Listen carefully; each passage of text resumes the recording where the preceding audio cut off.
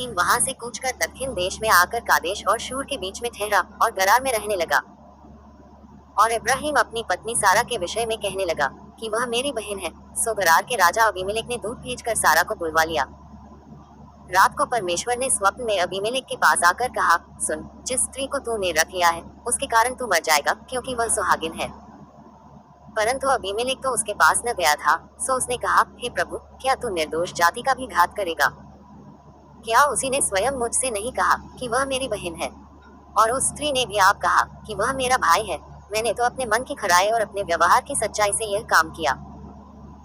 परमेश्वर ने उससे स्वप्न में कहा, हाँ, मैं भी जानता हूँ कि अपने मन की खराई से तूने ये काम किया है, और मैंने तुझे रोक भी रखा कि तू मेरे विरुद्ध पाप न करे। इसी कारण मैंने तुझको उसे छूने नहीं दिया। सो अब उस पुरुष की पत्नी को उसे फेर दे, क्योंकि वह नबी है और तेरे लिए प्रार्थना करेगा और तू जीता रहेगा।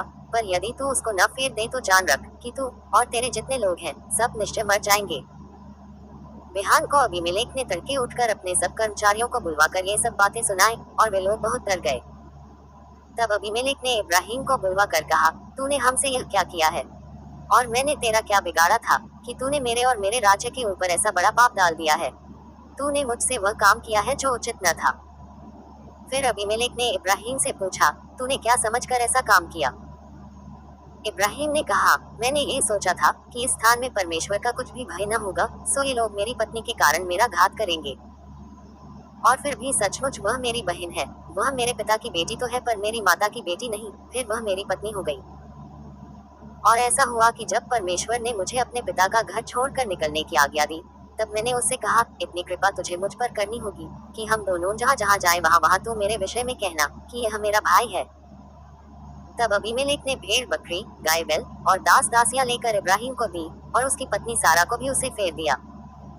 और अबीमेलेक ने कहा, देख, मेरा देश तेरे सामने है, जहाँ तुझे भावे वहाँ रह। और सारा से उसने कहा, देख, मैंने तेरे भाई को रुपए के 1000 टुकड़े दिए हैं। देख, तेरे सारे संगियों के सामने वही तेरी आंखों का पर्दा बनेगा, और सबों के सामने तू ठीक होगी।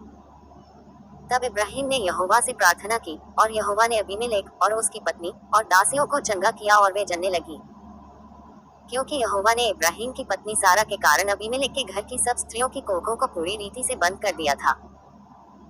सो यहोवा ने जैसा कहा था वैसा ही सारा की सुधि लेके उसके साथ अपने वचन के अनुसार किया। सो सारा को इब्राहिम से गर्भवती होकर उसके बुढ़ापे में उसी नियुक्त समय पर जो परमेश्वर ने उससे ठहराया था एक पुत्र उत्पन्न हुआ। और इब्राहिम ने अपने पुत्र का नाम जो सारा से उत्पन्न हुआ था इसहाक रखा। और जब उसका पुत्र इसहाक 8 दिन का हुआ, तब उसने परमेश्वर की आज्ञा के अनुसार उसका खतना किया। और जब इब्राहिम का पुत्र इसहाक उत्पन्न हुआ तब वह 100 वर्ष का था। और सारा ने कहा, परमेश्वर ने मुझे प्रफुल्लित कर दिया है, इसलिए सब सुनने वाले भी मेरे साथ प्रफुल्लित होंगे। फिर उसने ये भी कहा कि क्या कोई कभी इब्राहिम से कह सकता था कि सारा लड़कों को दूध पिलाएगी? पर देखो, मुझसे उसके बुढ़ापे में एक पुत्र उत्पन्न हुआ। और वह लड़का बड़ा और उसका दूध छुड़ाया गया। और इसहाक के दूध छुड़ाने के दिन इब्राहिम ने बड़ी जेबनार की। तब सारा को मिस्री हाजरा का पुत्र जो इब्राहिम से उत्पन्न हुआ था हंसी करता हुआ देख पड़ा। सो इस कारण उसने इब्राहिम से कहा, इस दासी को पुत्र सहित बरबस निकाल दे, क्योंकि इस दासी का पुत्र मेरे पुत्र इसहाक के साथ भागी न होगा। ये बात इब्राहिम को अपने पुत्र के कारण बुरी लगी। तब परमेश्वर ने इब्राहिम से कहा, उस लड़के और अपनी दासी के कारण तुझे बुरा न लगे। जो बात सारा तुझसे कहे उसे मान, क्योंकि जो तेरा वंश कहलाएगा सो इसहाक ही से चलेगा। दासी के पुत्र से भी मैं एक जाति उत्पन्न करूंगा, इसलिए कि वह तेरा वंश है। सो इब्राहिम ने बिहान को तड़के उठकर रोटी और पानी से भरी चमड़े की थैली भी हाजरा को दी, और उसके कंधे पर रखी, और उसके लड़के को भी उसे देकर उसको विदा किया। सो वह चली गई और बेरशेबा के जंगल में भ्रमण करने लगी। जब थैली का जल चुक गया, तब उसने लड़के को एक झाड़ी के नीचे छोड़ दिया। और आप उससे तीर भर के टप्पे पर दूर जाकर उसके सामने ये सोचकर बैठ गई कि मुझको लड़के की मृत्यु देखनी न पड़े। तब वह उसके सामने बैठी हुई चिल्ला चिल्ला के रोने लगी।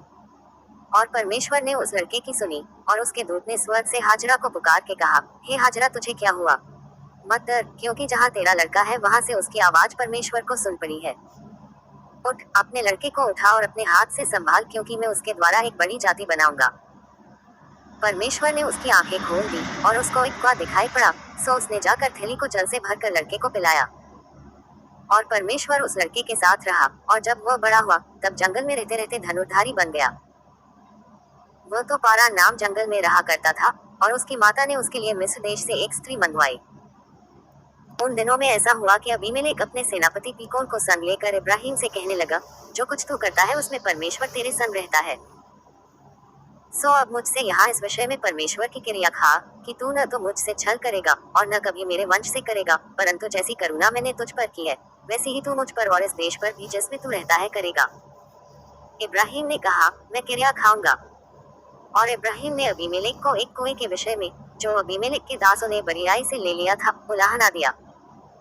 तब अबीमेलेक ने कहा, मैं नहीं जानता कि किसने ये काम किया और तूने भी मुझे नहीं बताया और न मैंने आज से पहले इसके विषय में कुछ सुना।